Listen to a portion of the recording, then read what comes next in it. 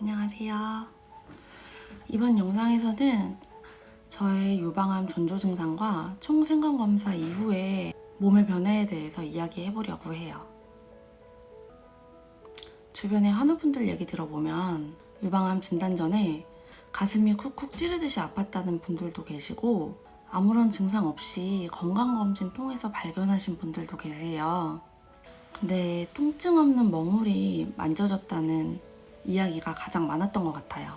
전에도 한번 언급한 적이 있기는 한데 저도 일단 멍울이 만져졌어요. 2021년 2월쯤에 처음 만져졌는데 처음에는 멍울의 지름이 한 100원 정도 크기? 그리고 제 느낌상 만져졌다가 없어지기도 하고 또 만져졌다가 없어지고 그랬던 것 같아요. 그래서 무시했었고 그러면 안 됐던 거긴 한데 그리고 회사 일도 너무너무 바빴고 시험관 시술 받는다고 정신없이 살다가 문득 다시 만져봤을 때는 크기가 500원 정도로 커져 있었고 사라지지도 않았어요. 제가 매일은 아니지만 2021년도부터는 기록하는 삶을 좀 살고 싶어서 일기를 썼었거든요. 그 즈음 썼던 일기를 최근에 다시 한번 읽어봤는데 진짜 신기한 게 멍울이 처음 만져졌던 2월에 제가 아무 이유 없이 한 일주일 정도 동안 배가 엄청 아팠더라고요. 제가 생리통이 워낙 심한 편이기는 한데 생리가 끝나고 나서도 배가 너무너무 아파서 저는 맹장이 터진 줄 알았어요. 그래서 내과 가서 초음파도 찍고 CT도 찍고 피검사도 하고 제가 할 수 있었던 건 해봤던 것 같아요. 그런데 염증 수치가 좀 높다는 거 외에는 검사를 통해서 밝혀진 다른 문제는 없었어요. 그래서 병원에서는 과민성 대장 증후군으로 판단하고 관련 약을 처방해줬었어요.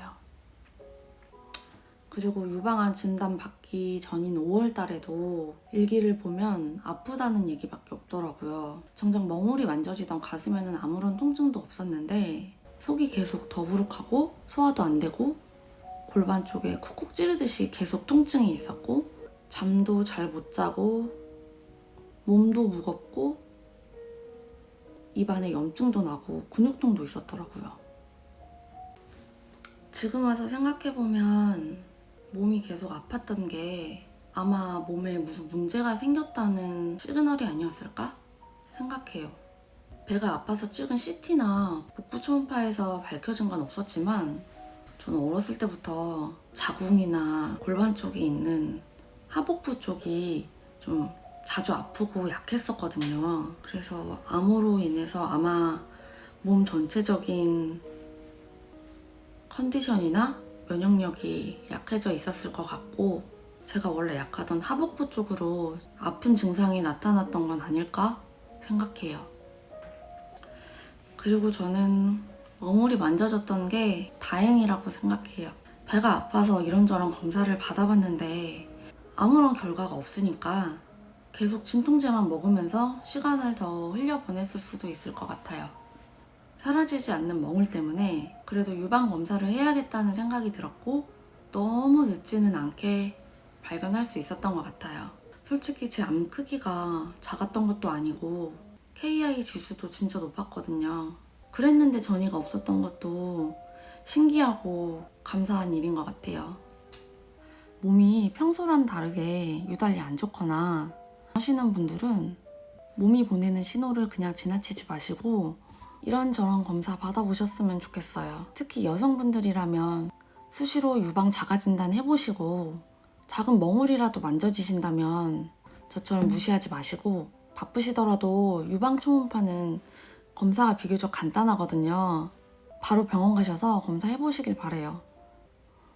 젊은 여성분들도요. 그리고 제가 또 하나 하고 싶은 얘기는 총생검 조직검사 후의 이야기인데요.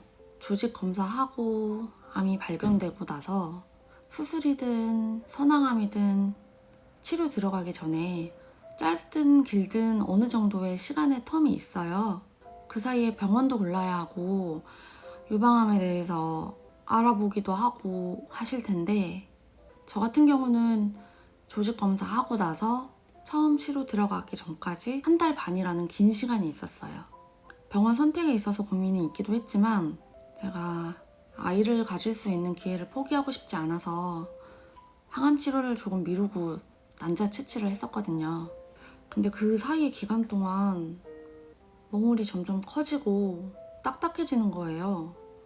나중엔 골프공만한 크기까지 커졌고 그 멍울의 밀도도 골프공처럼 정말 딱딱해졌어요. 아까 잠깐 언급하기는 했는데 조직검사 결과지 보면 KI 67이라는 지수가 있어요.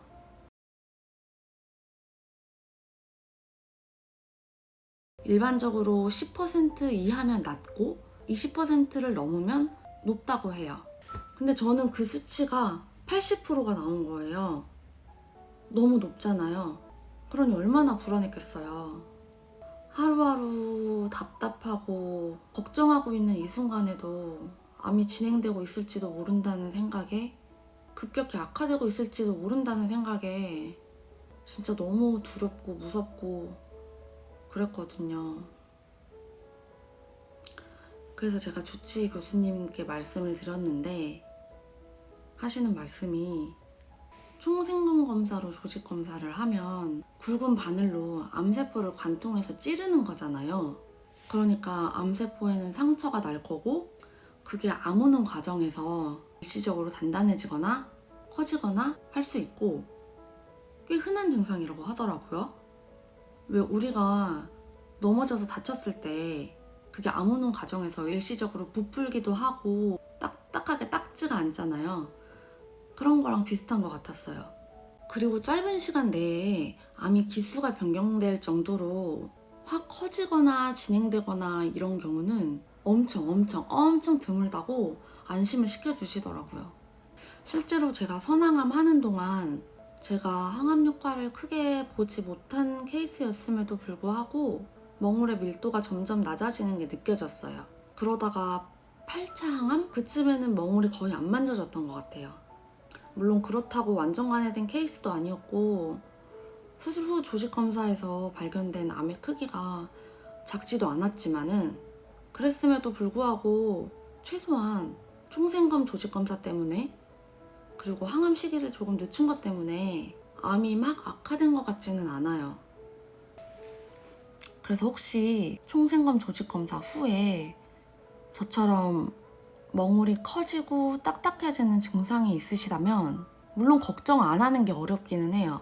저 역시도 너무너무 불안한 시간을 보내기는 했지만 주치의 교수님 말씀 들은 이후로는 최대한 걱정 안 하려고 노력하고 먹고 싶은 거 실컷 먹으면서 치료 전에 할 수 있는 걸 하려고 했어요. 햄버거도 먹고 과자도 먹고 회도 먹고 그랬어요.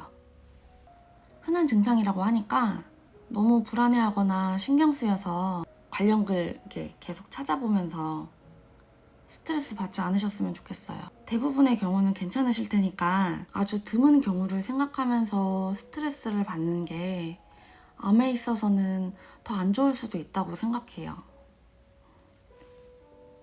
혹시 치료를 앞두고 계신 분이 이 영상을 보게 되신다면 조직검사 하시고 나서 수술이든 선항암이든 치료를 시작하게 되실 텐데 최대한 마음 편하게 먹으시고 본격적인 치료 전에 드시고 싶으신 거 실컷 드시고 특히 회 좋아하시는 분들 10번, 20번 드세요. 항암하면서 잘 먹는 게 중요하기는 한데 회는 먹지 말라고 그러더라고요. 예쁜 카페 가셔서 맛있는 디저트도 드시고 그동안 바쁘다고 못 만났던 사람들 만나서 위로도 받으시고 가보고 싶었던 곳 있으시면 여행도 가시고 좋은 데 놀러 가서 좋은 거 보시고 그렇게 지내셨으면 좋겠어요. 이번 영상도 시청해주셔서 너무너무 감사드리고요. 저의 경험이 조금이라도 도움이 되셨으면 좋겠습니다. 모두 부디 건강하세요.